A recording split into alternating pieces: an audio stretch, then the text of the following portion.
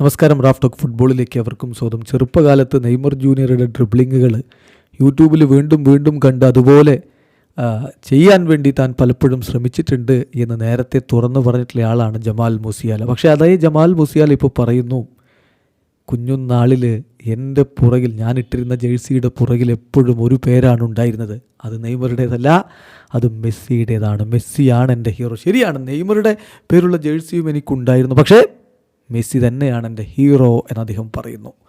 ബിൽഡിനോടാണ് അദ്ദേഹം ഇക്കാര്യം പറഞ്ഞിരിക്കുന്നത്. അവരുദ്ധരിച്ചുകൊണ്ട് അതിപ്പം ഫബ്രീസിയോ റൊമാനോ അടക്കമുള്ളവർ റിപ്പോർട്ട് ചെയ്യുന്നു.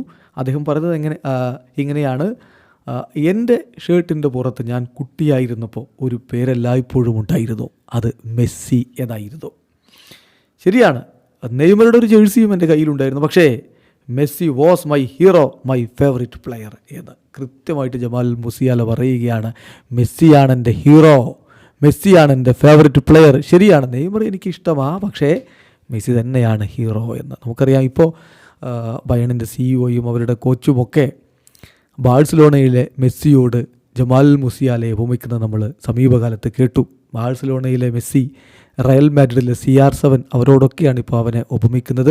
ഏതായാലും മെസ്സിയെ ഹീറോയായി കാണുന്ന മറ്റൊരു യുവതാരം കൂടി ഫുട്ബോൾ ലോകത്ത് മിന്നും പ്രകടനം നടത്തുകയാണ്. വീഡിയോ അവസാനിക്കുന്ന ഫുട്ബോൾ ലോകത്ത് കൂടുതൽ വിശേഷങ്ങളുമായി റാഫ് ടോക്സ് കൊണ്ടുവെത്താം.